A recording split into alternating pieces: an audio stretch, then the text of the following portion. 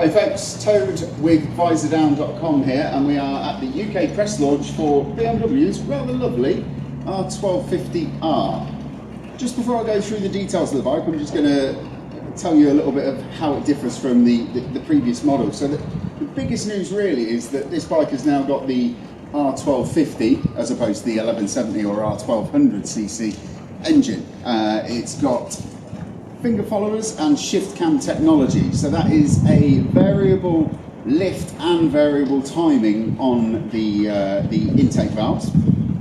It's also got BMW's ESA system, so electronic suspension adjustment, which is a semi-active system. You can tune it all through the TFT dash there. It's all rather lovely. So I'll just take you through, first and foremost, take you through the engine. So we have got a 136 horsepower engine, which is up from last year. Peak power arrives at 7,750 RPM. I mean, it's not a huge amount of increase over the R1200 unit that was in this bike last year, but because of the shift cam technology that the bike has got, it does have a very broad spread of power. So it doesn't really matter where you are in the rev range or what gear you're in. There's always enough urgency there for you to sort of get around whatever obstacle it is that you need to get past. Obviously, if you are in a bit of a hurry, drop down a gear and it's got plenty of push and plenty of surge. It's a really tractable motor. We've been riding today for about 60 to 70 miles. Quite a lot of that was going through sort of little towns and villages, and it's a lovely little bike just to sort of poot around town. And then when you get on a fast B road, as soon as you hit 5,000 RPM, the shift cam technology sort of comes into its own and opens up the intake and helps the bike to breathe a bit better. And it takes off like a scolded cat. It's all very nice in a way. It's easy to use, light clutch, nice gearbox, which has got the BMW Shift Assist Pro on there. And yeah, it's all very lovely.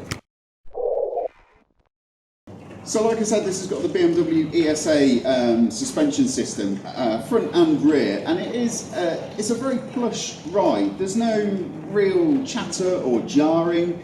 It doesn't feel harsh in any situation.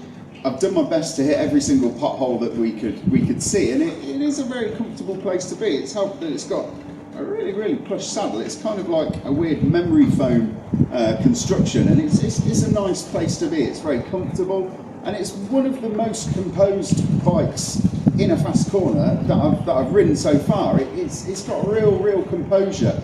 On corner entry, mid corner, if you get on the power early, it doesn't upset it at all, and on corner exit as well. In fact, it almost feels better at speed than it does around town. And going through some of the villages, sometimes the suspension can kind of feel like it doesn't know what's happening underneath it, but out on the faster, more flowing B roads that we've been riding this afternoon around Desborough and around the A43, it's actually much more composed at speed.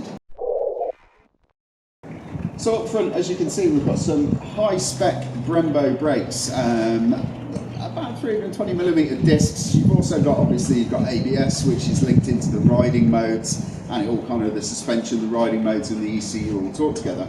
But it's, again, the cornering composure that the bike has got because of the well set up suspension, it kind of translates into a really sort of solid and planted front end if you're hammering on the anchors.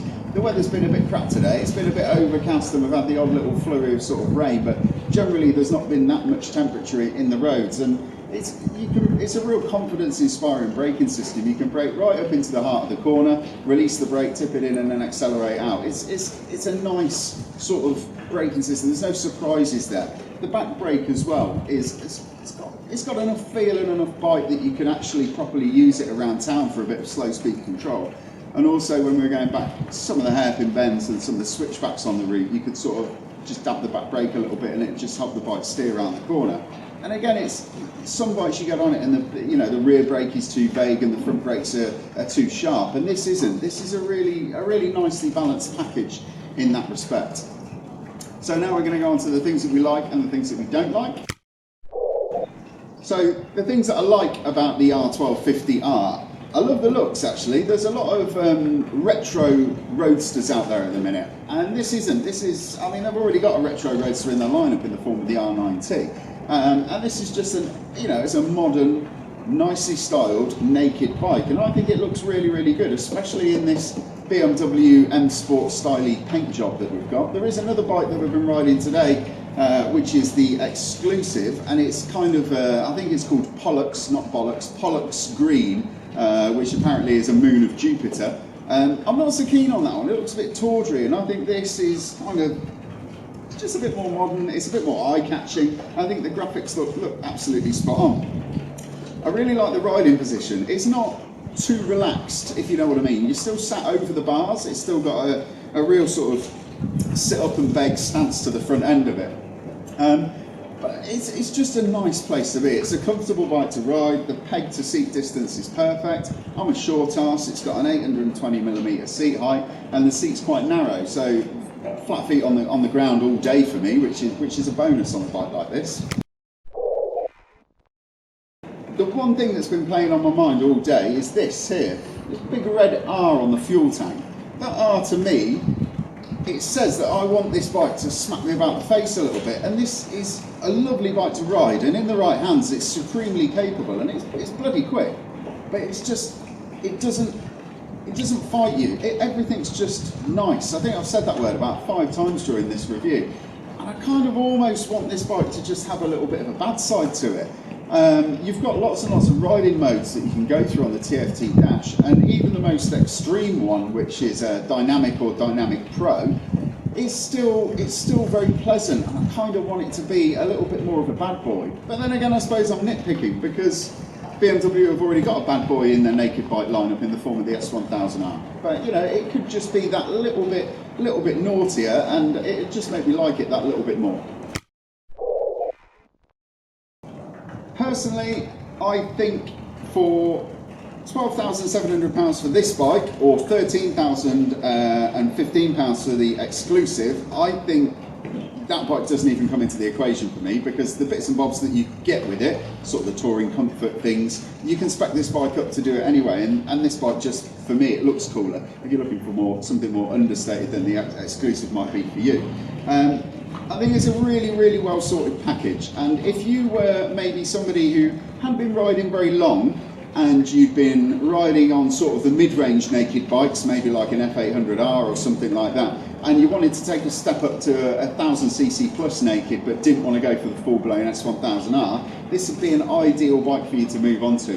130, 140 brake horsepower, and 143 newton meters of torque. They're really usable figures, and the character of the engine really helps you along. So there's no surprises with this bike.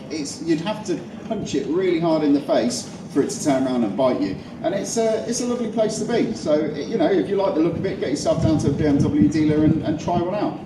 I'll be writing up a full review, and you can read that on Visordown.com.